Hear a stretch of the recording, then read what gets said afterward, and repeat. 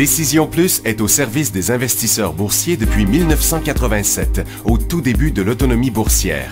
Notre logiciel de graphique Market Vision Plus et notre logiciel de code dynamique Trader Plus en ont fait sa renommée.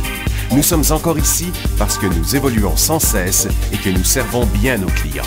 Découvrez nos produits et services spécialement conçus pour l'investisseur actif et autonome dans la boutique Décision Plus. Le logiciel de graphique Market Vision Plus est en français. C'est le logiciel le plus utilisé par les investisseurs de chez nous. C'est lui que vous voyez dans le feu de l'action. Trouvez, classez et analysez plus facilement avec cet outil sans pareil pour suivre la bourse et prendre les meilleures décisions. Gardez vos titres à l'œil avec Market Vision Plus. Consultez la boutique Décision Plus pour en faire l'essai pendant 10 jours sans aucun frais, c'est garanti. Laissez-nous vous guider pour analyser la bourse et prendre vos décisions. Les analystes de Guru.tv feront tout le travail pour vous. De minute en minute, nous classons les titres selon leur situation technique. Nous révélons les signaux d'achat et de vente. Nous publions des recherches poussées et nous prodiguons des conseils en temps réel. Ça commence avant l'ouverture et ça se poursuit jusqu'à la fermeture des bourses. Profitez de chaque cycle boursier avec Guru.tv. Trader Plus, l'instrument du day trader. 50 cotes qui clignotent en même temps. Autant de listes que vous voulez. Graphiques à la seconde. De 3 à 30 graphiques. Des alarmes à volonté. Des listes de cotes préparées. Des modèles graphiques préparés. Prêts à faire feu. Achetez, vendez avec Trader Plus.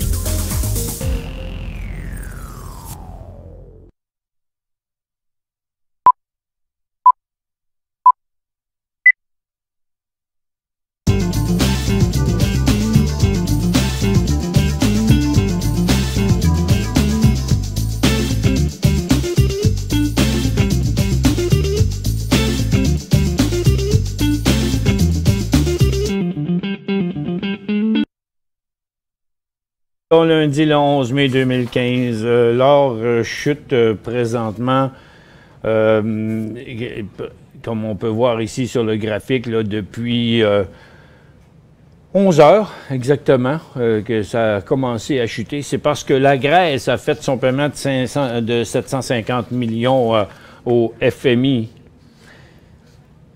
Ça fait que ça fait chuter l'or et l'argent, bien sûr. Mais ce n'est pas la seule chose qui descend. Mais les marchés sont assez plates là, entre les deux. Ça donne l'impression d'être un sommet, mais on est comme entre les deux. On va regarder ça du côté technique tantôt, là. Premièrement, allons donc voir notre dollar américain qui ne bouge pas vraiment. Qui a fait un petit rebond depuis 2-3 jours, là, mais c'est pas là que vraiment est concentrée l'activité pour l'instant. Et le Nikkei a rebondi sur son support, donc sans inverser sa tendance haussière. Le Hang Seng rebondit un petit peu aussi sur son support. Londres, qui a monté beaucoup vendredi, maintenant prend encore des airs de fin de cycle haussier. Tandis que sur le marché de Nasdaq, New York et Toronto, ce qu'on voit là, c'est l'essoufflement du cycle qui a commencé sur le creux ici, qui a jumpé seulement un jour, et comme ici, on le voit, s'est estompé. Donc, le moindre rechute par en bas ici nous donnerait un autre sommet négatif. Et la même chose sur le Dow Jones. Est-ce qu'on a ce qu'il faut sur les marchés? Est-ce qu'on a les composantes qui font que le marché, le Dow Jones, pourrait passer au travers de son haut historique ici? Ça, c'est la question qu'on se pose. À Toronto, ça montait plus de bonne heure, puis là, ça ne monte plus.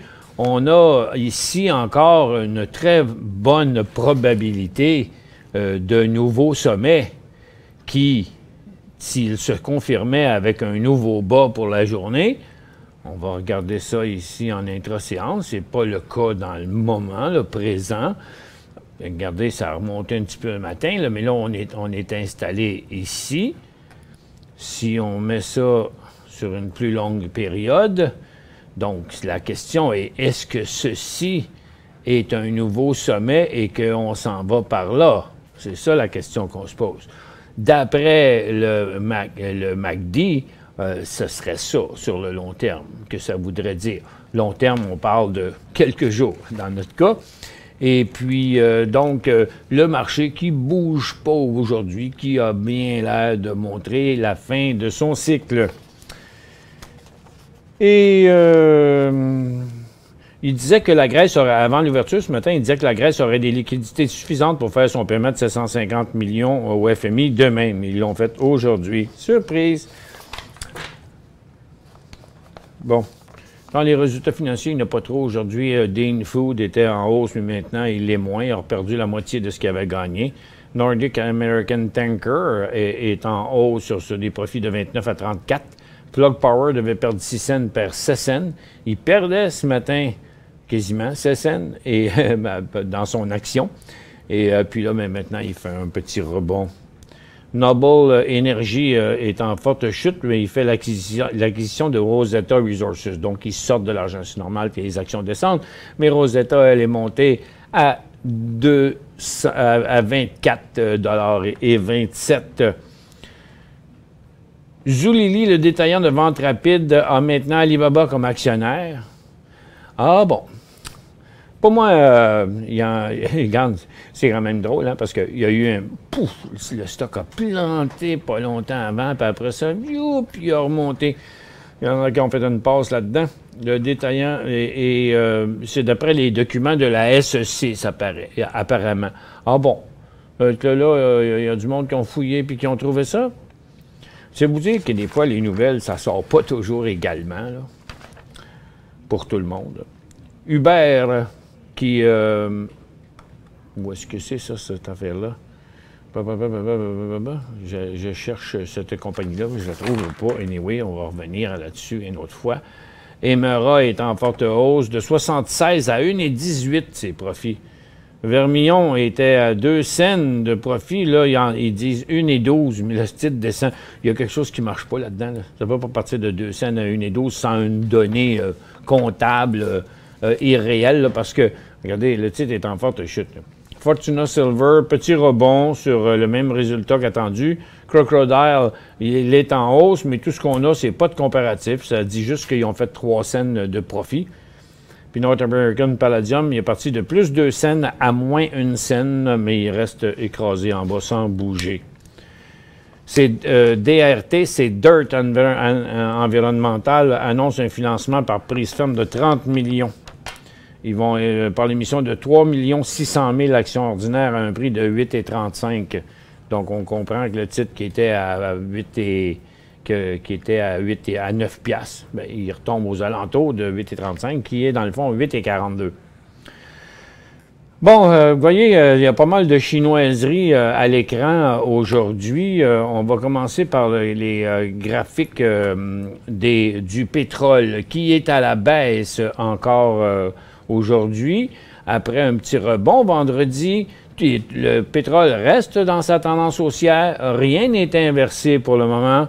Et cela, ça se passerait à la ligne très claire des 20 $.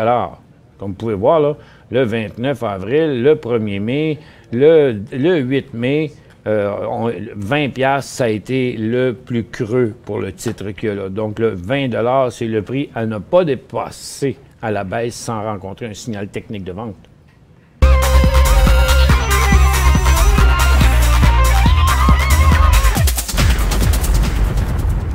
Le gaz, de son côté, est assez tranquille. Mais les pétrolières se corrigent, mais rappelez-vous, juste au-dessus du support où les vendeurs ont arrêté de vendre au début de mai, on se représente encore à la même place.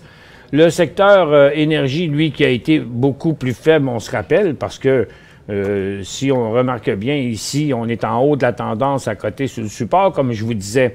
Mais les pétrolières, elles sont ici comme dans le moment. Je vais les mettre un côté de l'autre pour mieux comparer ça. Regardez, la situation ici du pétrole correspondrait à une situation ici pour les titres. Donc, les titres descendent encore, tout comme le pétrole fait, mais ils ont de l'avance. Maintenant, du côté des orifères. L'or était assez stable ce matin, ne bougeait pas jusqu'à temps de venir mettre de la pression sur son support. Pour l'instant, c'est le point où on est déjà arrêté 2 fois. Les vendeurs ont cessé de vendre à 112,50 sur GLD. Et pour l'instant, on teste encore cette situation-là. Les titres ne réagissent pas autant parce que, pour bien comparer ici, l'or qui est situé sur ce niveau-là, ici, c'est-à-dire non, ici, correspondrait à ça, genre, sur les orifères. Donc, les orifères sont un petit peu plus hauts. Donc, il y a moins de crainte envers les titres qu'il y en a envers l'or, envers le prix de l'or lui-même. Quoi qu'il en soit, comme le pétrole, la même chose pour les pétrolières, un décrochage ici donnerait des signaux de vente, mais ce n'est pas le cas encore pour le moment. Et donc, les titres les plus forts demeurent les plus forts. Là, il y a ces supports-là qu'on a vus sur le secteur, autant sur l'or que sur les orifères. On le retrouve sur beaucoup de titres comme Kirkland ici, comme China Gold à plusieurs reprises, Nova Gold et Banro, qui est plus haut en passant, lui, parce qu'il est plus performant. Ça fait plusieurs fois que je vous en parle, tout comme Kirkland. Même si l'or va pas bien, l'or chutait, lui, il chute pas. Il y a toujours l'air d'un titre qui va finir par s'élancer dans les prochaines semaines, pour le moment. Détour se corrige un peu, mais regardez, les titres orifères sont là, donc Détour est beaucoup plus fort dans le genre de Kirkland. Lakeshore Gold aussi. Donc, plusieurs titres se sont éloignés de leur support, tandis que les grosses compagnies sont plutôt plus proches, là. Il y aurait un signal de vente à 62,50 pour Franco-Nevada. Il y aurait... il y en est pas proche, là, mais il y aurait un signal de vente 35,50 sur Agnico Eagle. Et... pas long, on va mettre ça à off ici. Et, mais pour l'instant, tu sais, on est entre les deux, là. Il n'y a pas de mouvement encore vraiment concret, que ce soit sur le pétrole, que ce soit sur l'or, ou à part que dans le day trading, là, à très, très, très court terme. Les mines, ça tient le coup encore, malgré les 2 coulisses de peinture sur le bord du bocal. Ça n'a pas décroché encore. Le volume aujourd'hui est quand même assez faible sur le mouvement. Sherritt, après une course effrénée comme ça, c'est juste un peu de correction. Il n'y a pas d'inversement. Copper Mountain n'inversera pas tant qu'il n'aura pas traversé les 1,50 $. Ça pourrait n'être qu'une correction temporaire. Le volume est vraiment en diminution. Donc, la force du mouvement d'acheteurs a été évidente dans sa poussée de volume ici et ici, sur ces mouvements-là et là. Mais dans le moment, vous voyez, sur la chute, arrêtée ici sur le support, le volume reste quand même discret. Il y a Dominion Diamond aussi qui est au-dessus de son support. Hudbay qui reste au-dessus de ses supports. Donc, rien n'est terminé encore pour le secteur minier qui a repris dernièrement sa tendance haussière, même turquoise. Donc, c'est certain que si on voyait de l'accélération à la baisse, ce serait une autre chose, mais pour le moment, même Labrador Iron Ore est dans un cycle haussier, dans une nouvelle tendance haussière. Donc, vous voyez, London ressemble en tout point à l'indice lui-même. Donc, tant qu'il n'y a pas d'accélération à la baisse, là, si vous avez pris des profits sur les titres miniers, bon, on attend patiemment là, que autre chose se passe. Donc, au niveau des autres secteurs, à part les services aux collectivités qui sont en hausse et qui intéressent peu de monde, on est vraiment rendu dans un point de stabilité sur la fin d'un cycle haussier pour la consommation discrétionnaire, dans un mouvement totalement neutre de la santé. On a l'équivalent dans la technologie, dans la consommation de base, dans les services financiers, dans le secteur industriel. Il y a les télécoms qui sont repassés baissiers. Il y a les matériaux sont semblables, les mines sont semblables. Donc, vous voyez, là, on est carrément entre deux cycles, autant pratiquement dans tous les secteurs, donc là, entre deux cycles sur le marché. Même si les chiffres sont revenus positifs, là, il y a encore quand même beaucoup à faire. Donc techniquement parlant, en swing trading, là, on n'est pas dans un point là, de dire « Oh bon, ouais, c'est hot, là, on devrait checker ça. » Bon, le secteur minier peut-être à un moment donné, aurifère, pétrolière, mais ça ne sera pas pour tout de suite. Pour joindre Michel Carignan et son équipe par courriel, écrivez à michelcarignan@decisionplus.com. 5 bonnes raisons de gérer vos investissements avec Banque Nationale Courtage Direct. Des frais de commission fixes à 9,95 en tout temps pour tous les clients et à partir de seulement 6,95 si vous êtes un investisseur actif. Aucun frais d'administration annuel si vous détenez plus de 20 000 $ dans vos comptes. La possibilité d'ouvrir des comptes enregistrés en devise américaine. Des outils performants afin de faciliter vos prises de décision. Un service à la clientèle primé et un niveau de satisfaction parmi les plus élevés de l'industrie. Pour en savoir plus, visitez le bncd.ca ou appelez-nous dès maintenant. Décision Plus est au service des investisseurs boursiers depuis 1987, au tout début de l'autonomie boursière. Notre logiciel de graphique Market Vision Plus et notre logiciel de code dynamique Trader Plus en ont fait sa renommée. Nous sommes encore ici parce que nous évoluons sans cesse et que nous servons bien nos clients. Découvrez nos produits et services spécialement conçus pour l'investisseur actif et autonome dans la boutique Décision Plus.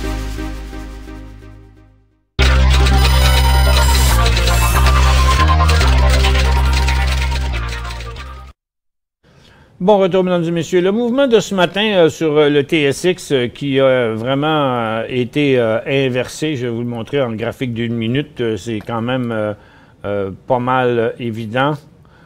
Donc, le TSX ce matin qui a décollé en hausse, qui est venu nous donner un deuxième cycle haussier, a finalement montré le signal inverse précisément à 10h25. Et pour le moment, on est encore à la baisse en direction du support ici. Donc, c'est à surveiller là en après-midi un possible quand même décrochage. C'est une petite semaine, cette semaine. Il n'y a pas beaucoup de choses, de grosses données en perspective qui vont sortir. On verra bien, mais pour l'instant, en dehors du day trading, le swing trading est plutôt tranquillo. On a eu des mouvements... où est-ce qu'il est, ma liste de titres? Je ne l'ai plus. Ah, tiens, bon. Il y a eu quand même une certaine activité, il y en a toujours.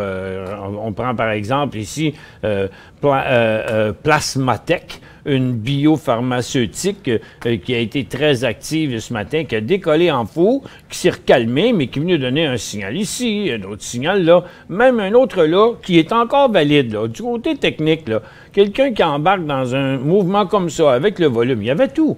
Le point pour vendre, c'est pareil comme en swing trading, comme si ça, c'était des cotes quotidiennes, même si c'est des cotes en 5 minutes. Il y avait un signal de vente ici. Puis là, on est en train de créer un autre sommet plus haut, puis avec une formation triangulaire ascendante, là. Tiens, regarde, les creux sont toujours plus hauts. Et le sommet, les acheteurs cognent à la porte du sommet encore. Donc, dans un graphique quotidien, c'est le titre. Donc, vous voyez que le potentiel de mouvement sur ce titre-là est quand même assez important.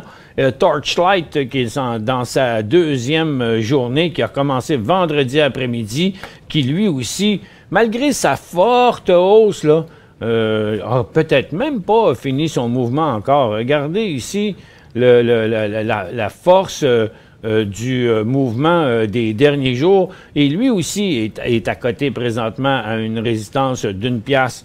Donc, considérant d'où il vient, ce titre-là, et la force des volumes actuels par rapport au volume de son histoire, laisse présager que c'est peut-être pas tout fini, cette histoire-là, parce que ces volumes-là sont quand même des volumes assez forts.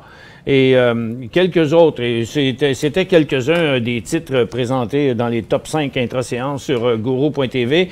N'oubliez pas que mercredi, c'est la dernière session qui commence pour tout nouveau cours, mais un autre cours au complet qui recommence.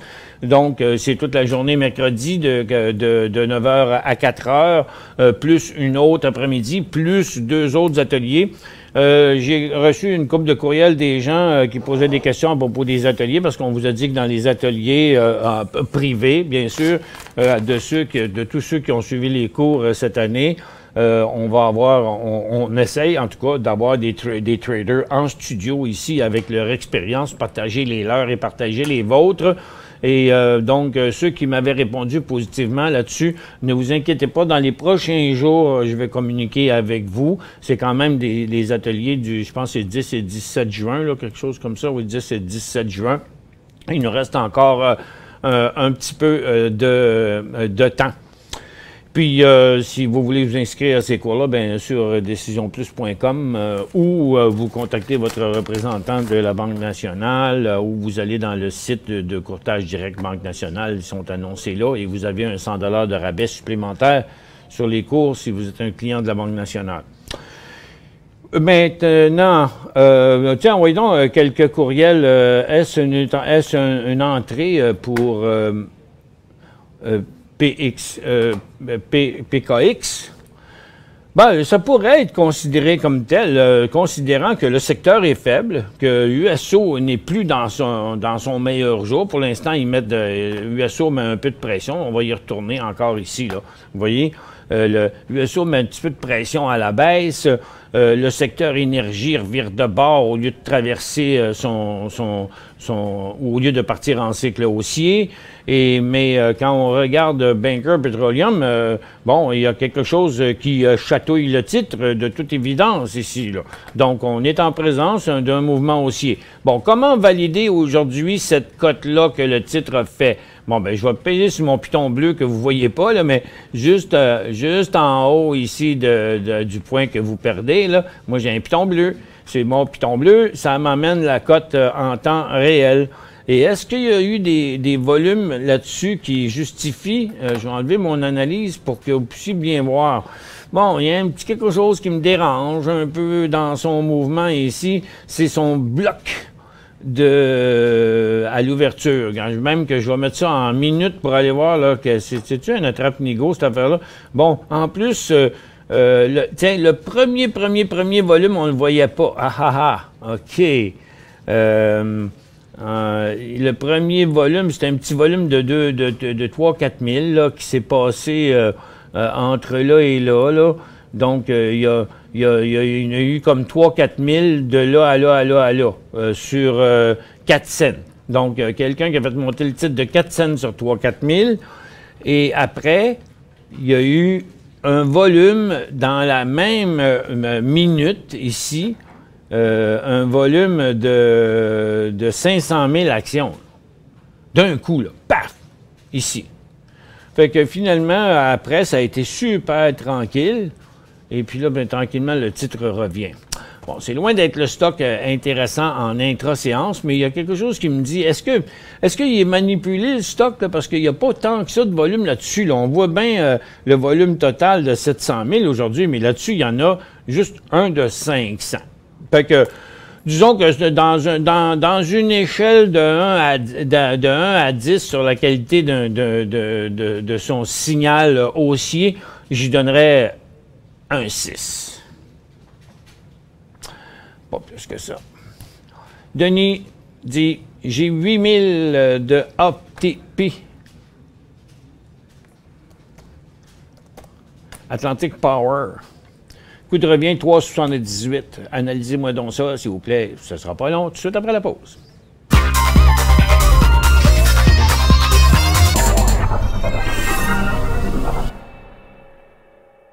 Cinq bonnes raisons de gérer vos investissements avec Banque nationale Courtage Direct. Des frais de commission fixes à 9,95 en tout temps pour tous les clients et à partir de seulement 6,95 si vous êtes un investisseur actif. Aucun frais d'administration annuel si vous détenez plus de 20 000 $ dans vos comptes. La possibilité d'ouvrir des comptes enregistrés en devises américaines. Des outils performants afin de faciliter vos prises de décision. un service à la clientèle primé et un niveau de satisfaction parmi les plus élevés de l'industrie. Pour en savoir plus, visitez le bncd.ca ou appelez-nous dès maintenant.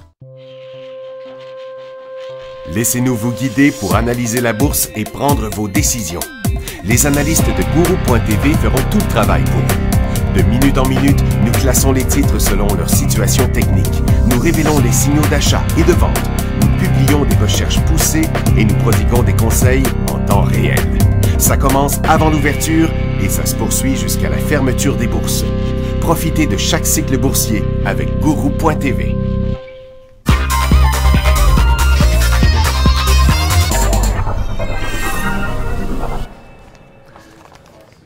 Bon, vendredi passé, c'était leur résultat financier ATP pour Denis qui en a 8000.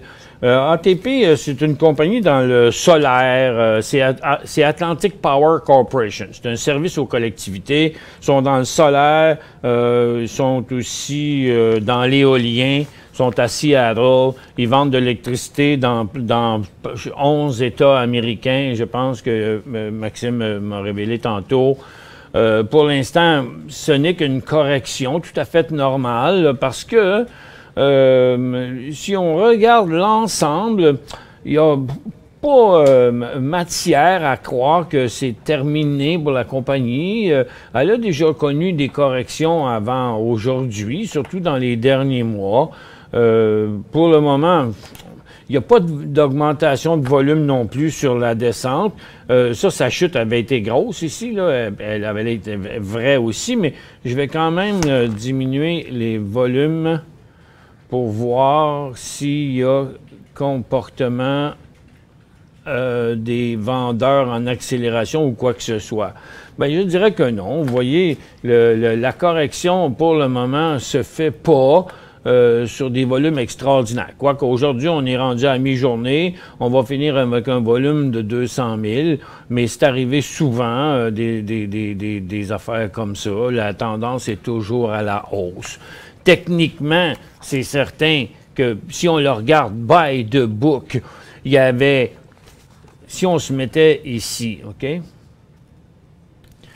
Ici, on aurait pu évaluer ça comme une reprise de sa tendance haussière et un signal technique d'achat.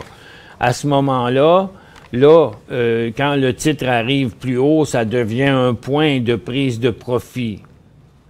Puis là, ben, dans son mouvement neutre, en repartant ici, quelqu'un qui aurait acheté là, rencontrerait un signal de vente ici parce que quelqu'un qui est dans le court terme ne veut pas se faire pogner à quelque chose de même.